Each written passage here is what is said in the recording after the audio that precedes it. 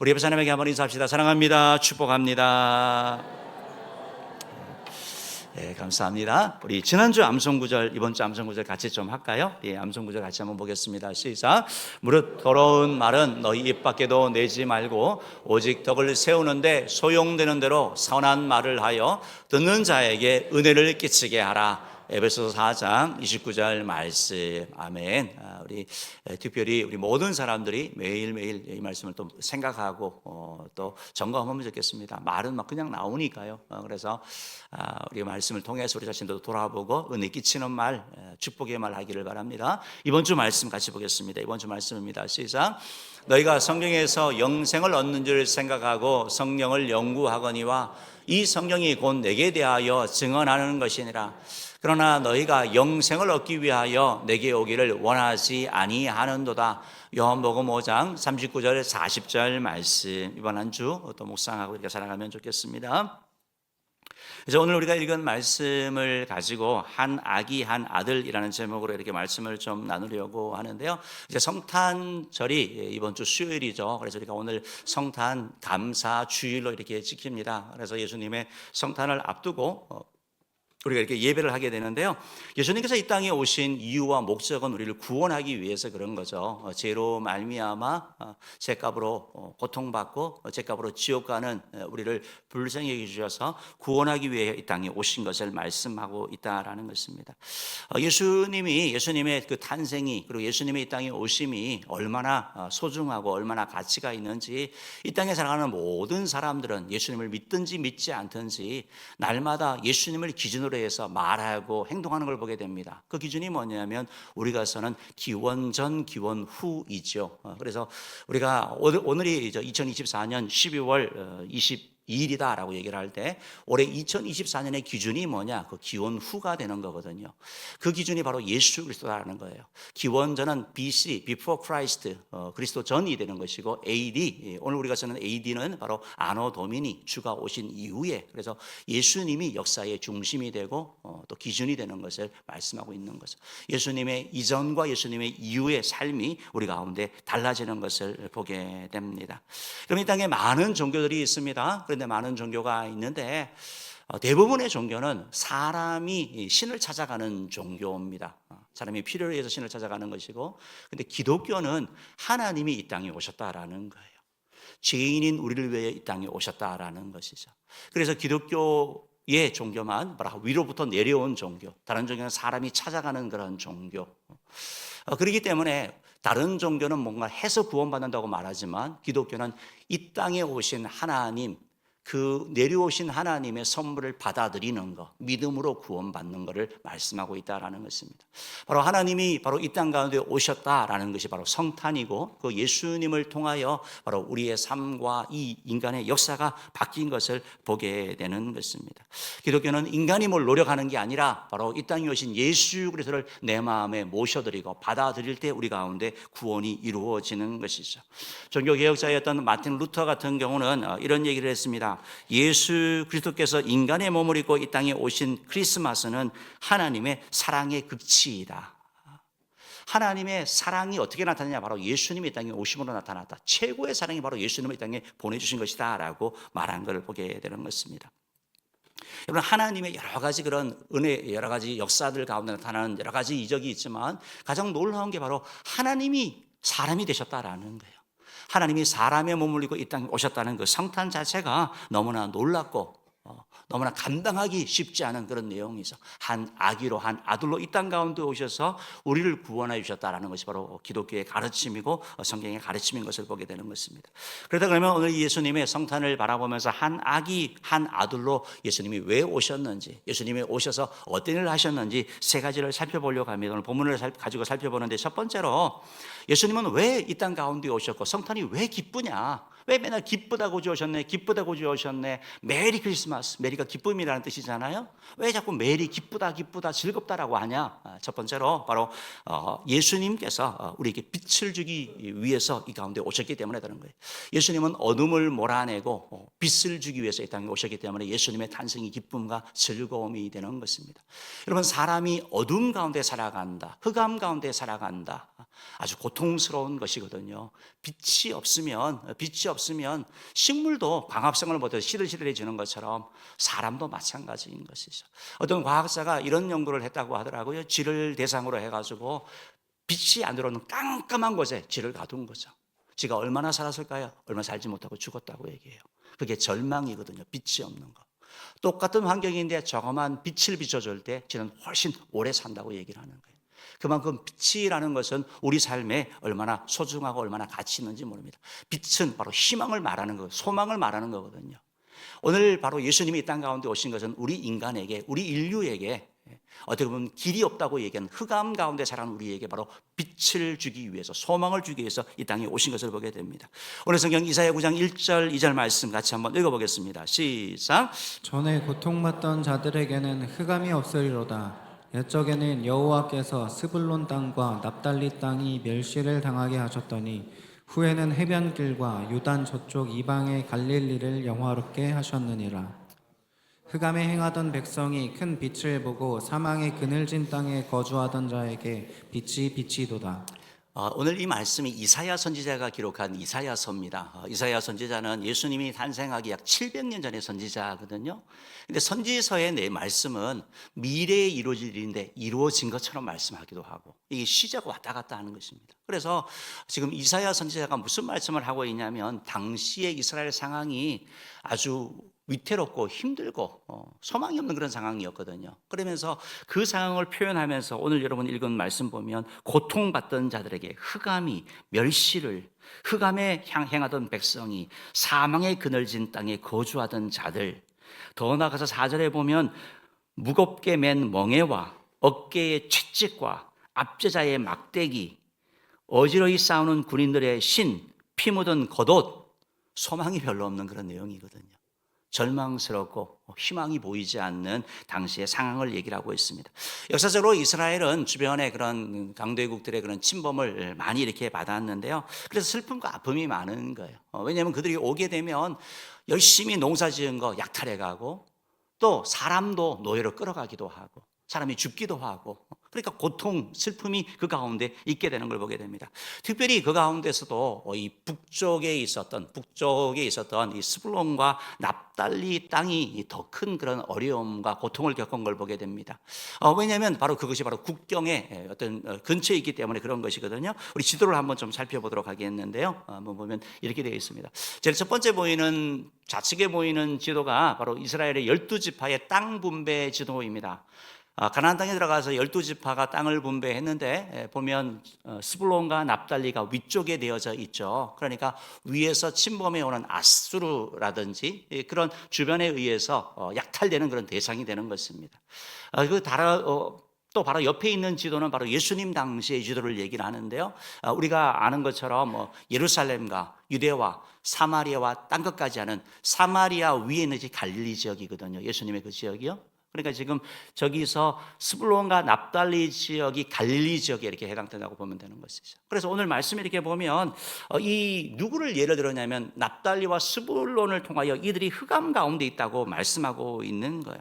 특별히 아수르 침범에 오면서 더 이렇게 어려워지고 더 혼란스러워진 것도 또 사실이고, 유대인들은 혈통을 아주 중요하게 여기는데 그들이 또 강제 이주 정책을 통하여 피가 섞이기도 하고, 그러니까 자체 내에서도 이방의 갈릴리, 이방의 문화가 잘 들어가고 이방의 이런 영향가 아래 침범을 잘 받는다 해서 이방의 갈릴리라는 그러한 조롱을 받았던 그러한 지역이죠.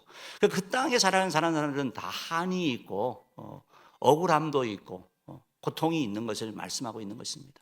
우리가 어떤 침범이 한 번 이루어진다면 한번 이겨해보자, 도전해보자라고 할 것인데, 계속된 침범은 자신의 힘으로 해결할 수 없다는 그 사실은 절망감을 주는 거거든요. 그것이 바로 깜깜함입니다. 무력함을 느끼는 것이죠. 그래서 바로 이 납달리와 스불론, 이 땅이 버려진 땅, 소외된 땅, 사망의 그림자, 어둠의 그림자가 가득한 그 땅, 그래서 흑암, 깜깜한 그 땅. 그런데 여러분, 빛이라고 보이지 않는 그 땅 가운데 바로 주님께서 그 땅을 영화롭게 하신다고 말씀하고 있는 거예요. 주님께서 그 땅을 새롭게 하신다고 말씀하고 있습니다. 누구를 통해서요? 한 아기와 한 아들이신 메시아를 통해서 이 일을 이루신다고 말씀하고 있는 거예요. 여러분, 납달리와 스불론 땅이 어떻게 영화롭게 되었습니까? 그 변방 땅이라고 조롱받던 그 땅이 누구를 통하여 영화롭게 됩니까? 바로 예수 그리스도를 통하여 영화롭게 되는 것이죠. 예수님께서 그 지역에서 많은 기적을 행하시는 걸 보게 됩니다. 예수님께서 그곳에서 정말 제자들을 부르셨고 또 그곳에서 예수님이 첫 번째 갈릴리 회당에서 말씀을 가르치는 걸 보게 되는 거예요.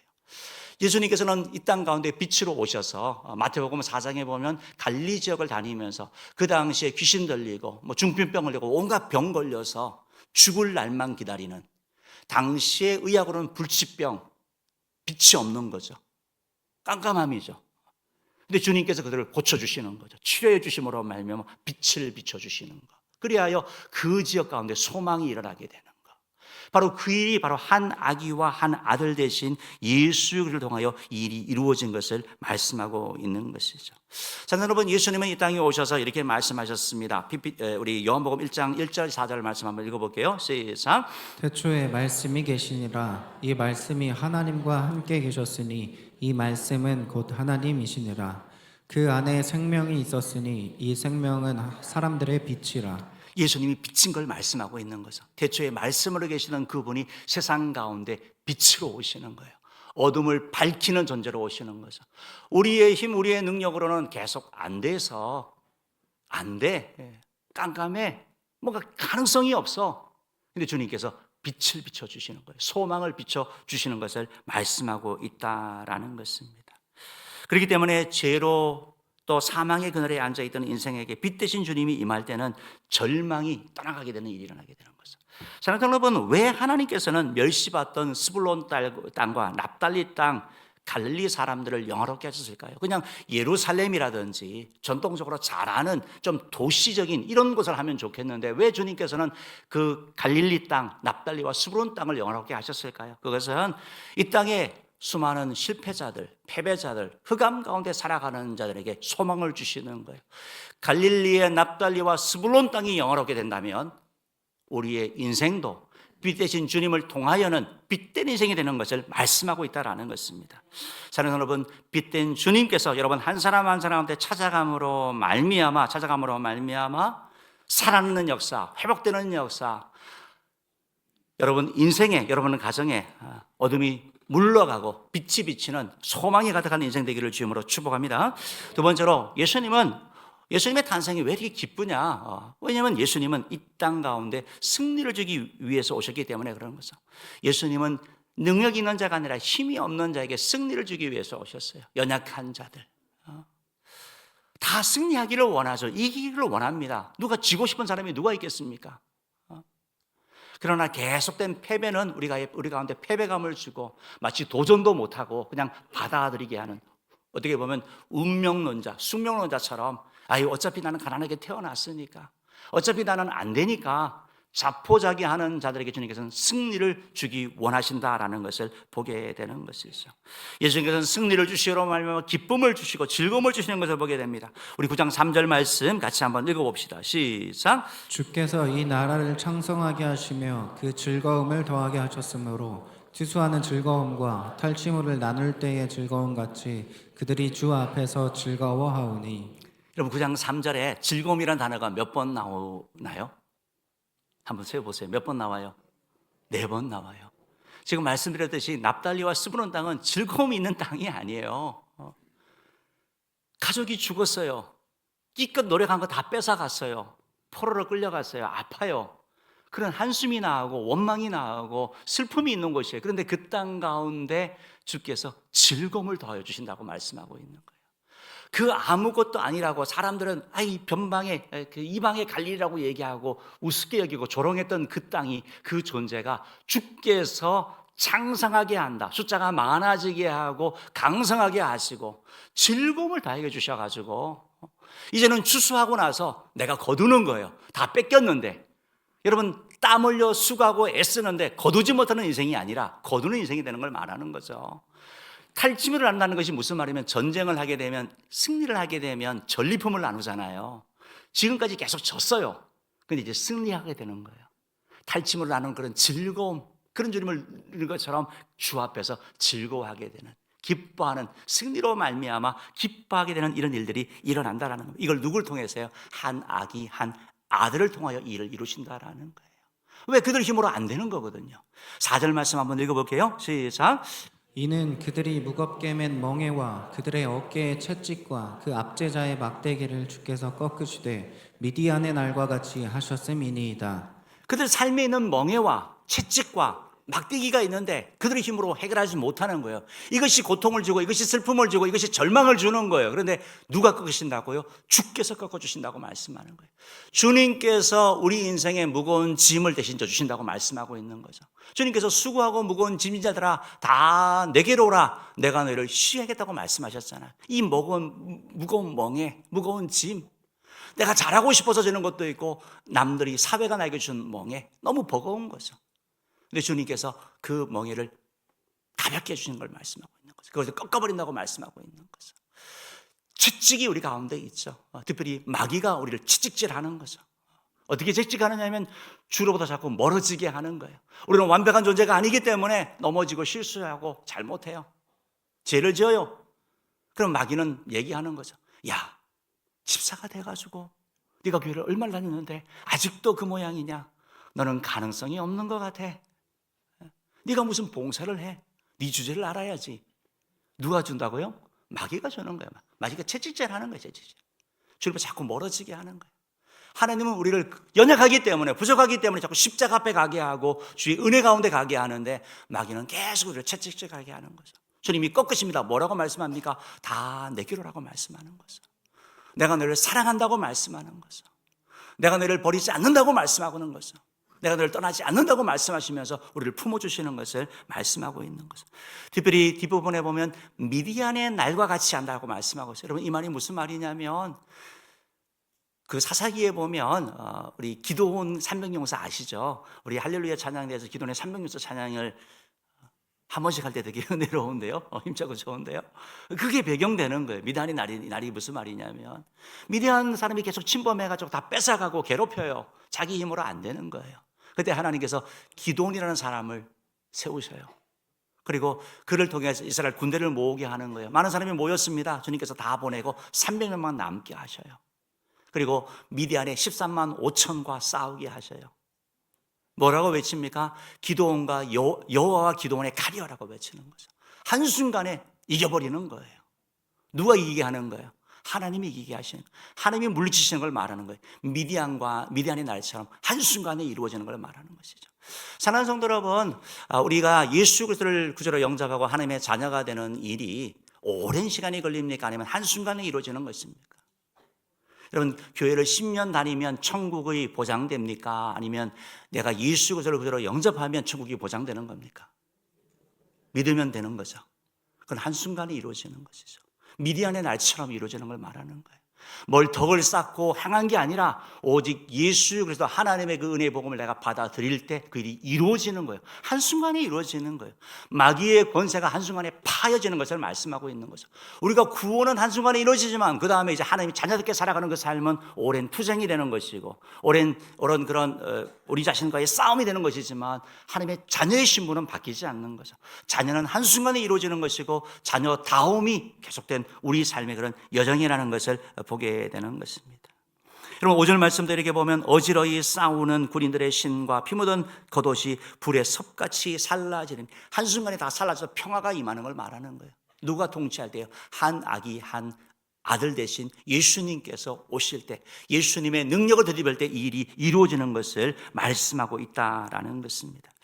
사랑하는 은혜의 성도 여러분, 사단은 우리를 계속해서 공격하고 넘어뜨리려고 할 것입니다. 그러나 우리가 주님 앞에 있을 때, 주님 안에 갈 때 주께서 승리를 주신다는 걸 사실 여러분 기억하셔야 되는 거예요.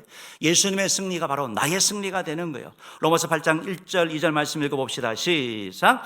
그러므로 이제 그리스도 예수 안에 있는 자에게는 결코 정죄함이 없나니 생명의 성령의 법이 죄와 사망의 법에서 너를 해방하였음이라. 예수 안에 있는 자에게 정죄함이 없는 거예요. 왜? 예수님이 대신 채찍에 맞으셨잖아요. 예수님이 대신 우리 죄를 지고 십자가에 죽으셨잖아요. 그리고 우리에게 나음을 주시는 거, 회복을 주시는 것입니다.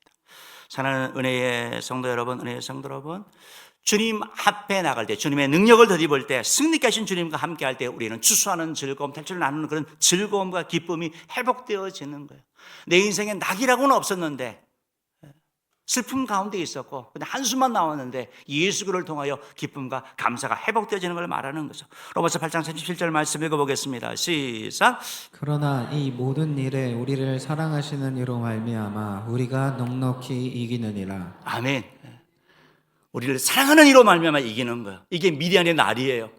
우리의 힘, 우리의 지혜가 아니라 주님의 힘을 덧입을 때 우리가 승리한다는 것입니다. 주님을 어떻게 덧입을 수 있습니까? 말씀과 기도로, 예배로 우리가 힘을 얻을 수 있는 거죠. 주를 의지할 때 주님이 힘을 주시는 것이죠.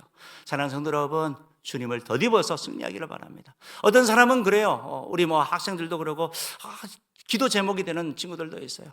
정말 중독이 되고 정말 소망이 있을까? 이런 생각이 들 때도 있는 거죠. 그랬던 자가 빛 대신 주님을 만나고 승리케 하신 주님이 그 인생을 다스리고 통치할 때는 놀라운 존재로 변하고 하나님이 사용하시는 역사가 일어난다는 사실을 믿으시고 우리 주님을 찬양하고 주님 앞에 나아가는 자 되기를 주님으로 축복합니다. 세 번째로 예수님이 성탄이 기쁘냐라고 할 때 바로 우리 가운데 빛으로 오시고 승리를 주시는데 주님께서는 그걸 통해서 모든 문제를 해결해 주시는 것을 말씀하고 있습니다. 예수님은 우리 인생의 모든 문제를 해결하기 위해 오셨어요. 우리를 구원하시는 뿐만 아니라 풍성한 삶을 우리를 이끌어가기 원하시는 거예요. 죄로 말미암아 어그러지고 뭉그러진 인생 가운데 주께서 넌 그대로 그냥 살아 구원받았으니까 그게 아니고 주님께서는 해결해 주기 원하시는 거예요. 도와주기 원하시는 거예요. 그래서 주님께서는 우리 가운데 오셔서 이렇게 말씀하고 있는 거죠. 이사야 9장 6절 말씀 한번 읽어봅시다. 시작. 한 아기가 우리에게 낳고 한 아들을 우리에게 주신 바 되었는데 그의 어깨에는 정사를 메었고 그의 이름은 기묘자라 모사라 전능하신 하나님이라 영존하시는 아버지라 평강의 왕이라 할 것임이라. 이사야 9장 6장 말씀이 너무 중요한 말씀이에요, 사실은요. 그래서 이 말씀에 다 담겨져 있는 거예요. 우리 예수님 메시아가 오셔서 하실 사역의 말씀이 다 담겨 있어요. 한 아기가 나셨죠. 한 아들로 우리 가운데 오셨어요. 그 아들은 보통 아들이 아니에요. 하나님의 아들이에요. 하나님의 아들이시기 때문에 그에게는 정사를 매기셨어요. 다시 통치권을 가졌단 말이에요. 그래서 예수님께서 하늘과 땅의 모든 권세를 가지셨다고 말씀하고 있는 거예요.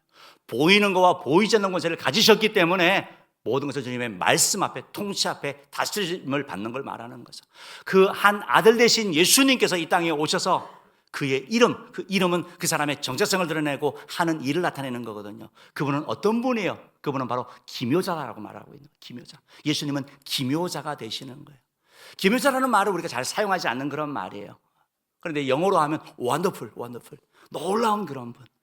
어떻게 그럴 수 있지? 너무 놀라운데? 우리 인간의 이성과 지혜를 가지고는 예수님이 이해가 잘 안 되는 거예요. 예수님이 하신 사역도 너무 놀라고 그래서 기묘자라고 표현하고 있다는 것이죠. 여러분 한번 생각해 보십시오. 하나님이 인간의 몸을 입고 이 땅에 온다. 동정녀의 탄생, 성육신 그 자체가 우리 인간의 인생의 걸 초월하거든요. 그러니까 이게 기묘하다라는 거예요. 예수님이 이 땅에 오셔가지고 마국간에 태어난다. 이 땅 가운데 왕으로 오셔야 되는데 그게 상식 아닙니까? 마국간에 태어나신다. 힘있고 지혜 있는 사람하고 어울릴 것 같은데 가난하고 병든 사람과 함께하고 어떻게 보면 갈릴리의 이런 어부들과 함께 어울리신다. 이해가 잘 안 되는 거죠. 세상을 변화시키고 변혁시키려면 괜찮은 사람, 똑똑한 사람을 뽑아야 되잖아요. 주님은 그렇지 않은 거예요. 주님께서 하나님인 그분이 우리를 대신하여 십자가에 죽으신다고요? 말이 됩니까 그게요? 우리가 주님을 위해서 죽는 거면 몰라도 어느 왕이 백성을 위해서 죽습니까? 백성을 자기의 생명을 위해서 자기 안위를 위해서 이용하는 것이죠. 근데 주님께서는 우리를 위하여 십자가에 죽으신다.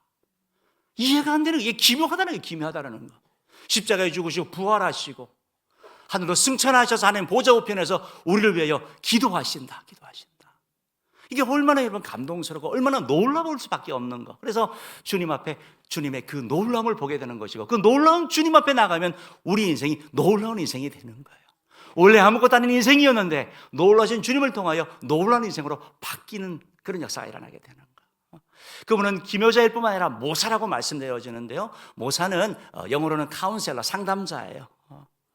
우리를 함께 해주는 그런 고문 같다고 할까요? 어떤 우리에게 그런 조언을 주고 우리의 길을 인도하는 그러한 분이에요. 그래서 예수님의 모사라고 하는 것은 지혜가 끝이 없다 이런 말이거든요. 우리의 모든 문제를 해결할 수 있는 능력이 예수님께 있다라는 그런 의미를 나타내는 것입니다. 주님은 지혜가 풍성하시기 때문에 우리의 필요를 채워주시고 우리의 삶 가운데 일하시는 걸 보게 되는 것이죠.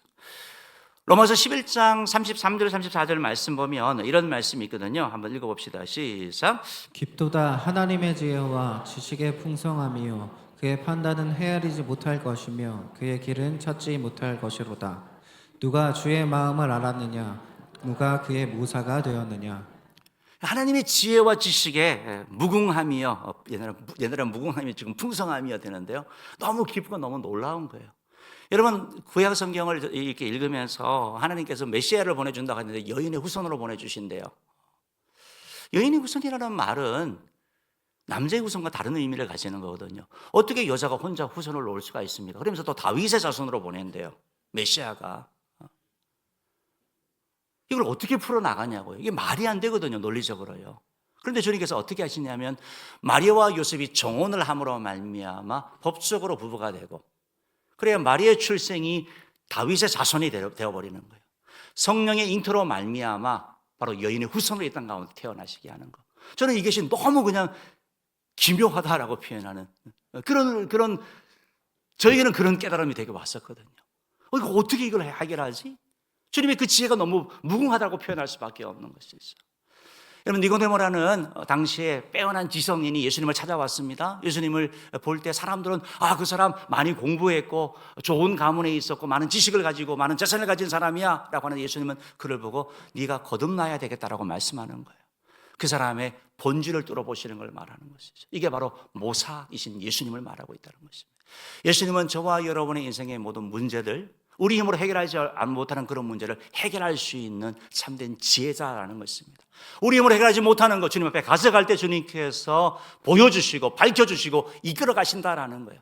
내가 볼 때는 길이 없는데 주님께서는 길을 만드셔서 하시는 분, 그게 바로 우리의 모사 되신 주님인 것을 말씀하고 있는 것이죠.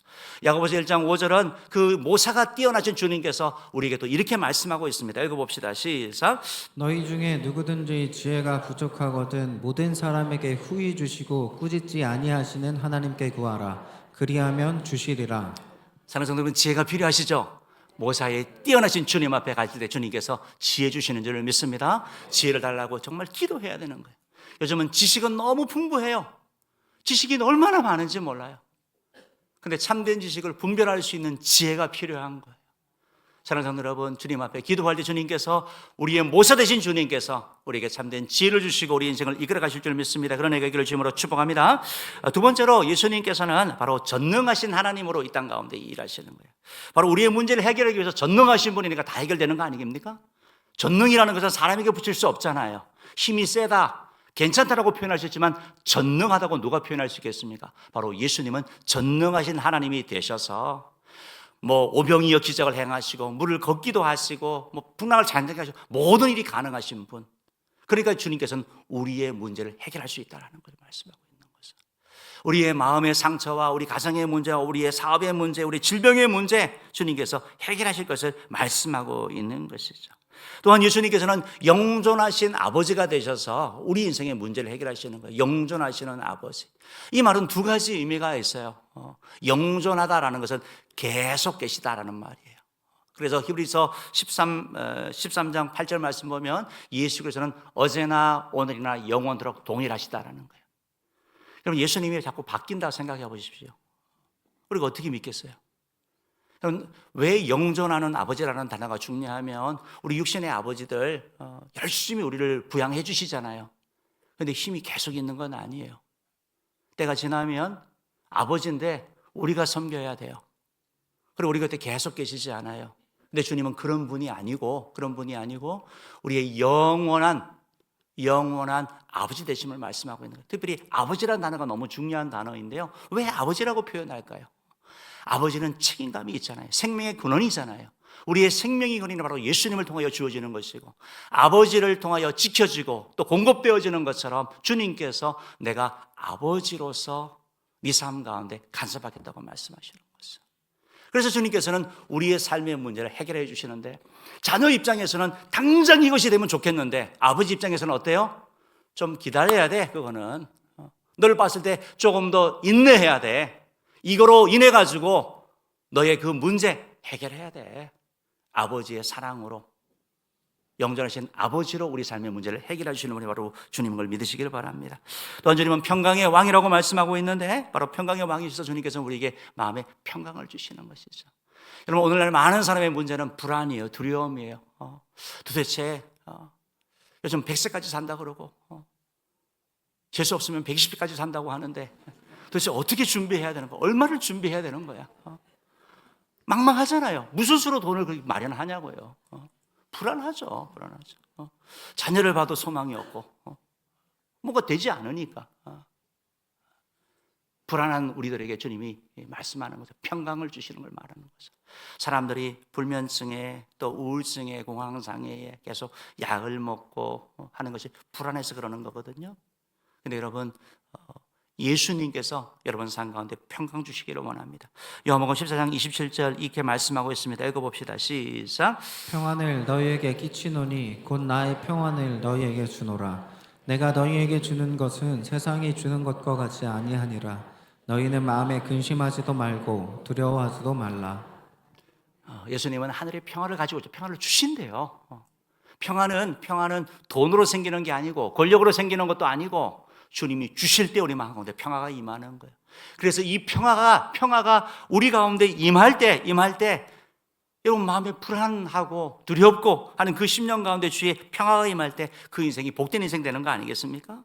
부활하신 예수님께서 제자들에게 찾아가셔서 하신 말씀이 너에게 평강이 있을지어다 평안하라고 말씀하셨어요. 처음 하신 말씀이. 주님은 평화를 주기 원하셔. 평화의 왕으로 오시기를 원한다는 것입니다. 사랑하는 성도 여러분, 주님께서 우리 가운데 오셔서 우리의 모든 문제를 해결하기 원하시는 거예요. 기묘자가 되시고 모사가 되시고 전능하신 하나님이 되시고 영존하신 아버지가 되시고 평강의 왕이 되셔서 우리에게 놀라운 일을 행하기 원하시는 거예요. 우리 인생에 참된 지혜를 주기 원하시고 우리 힘으로 해결 안 되는 가정의 문제든 질병이든 그 문제를 해결해 주기 원하시고 아버지가 되셔서 아버지의 마음으로 우리를 지키시고 보호하기를 원하시고 평강 주기 원하시는 줄 믿으시기를 바랍니다. 고린도서 8장 9절 말씀입니다. 한번 읽어보겠습니다. 시작.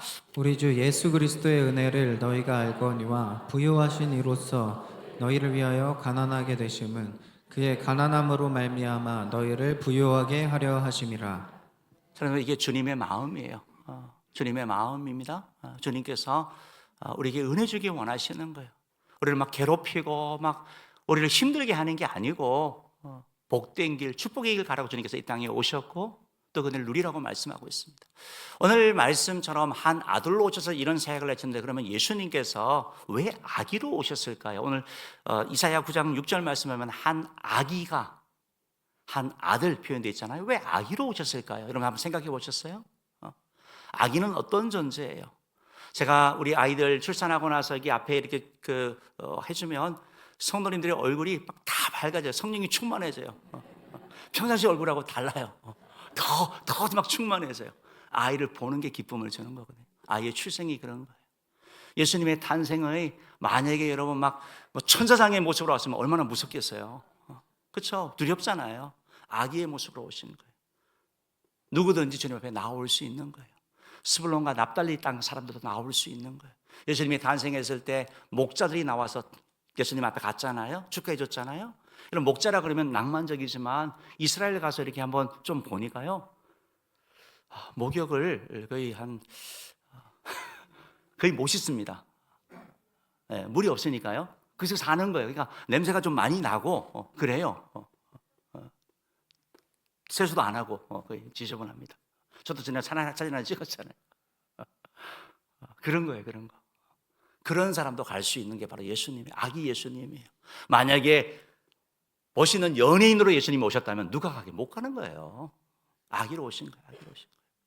동방 박사들이 왔습니다. 빼어난 사람이지만 아기 예수님께 가서 황금과 유황과 몰약을 드릴 수 있는 거, 바로 그분이 예수님이고, 그 예수님은 그래서 우리 모두를 위하여 오셨고 우리 모두를 환영하기 원하시고 우리 모두에게 이 빛과 승리와 이 문제 해결해 주길 원하신다는 것입니다.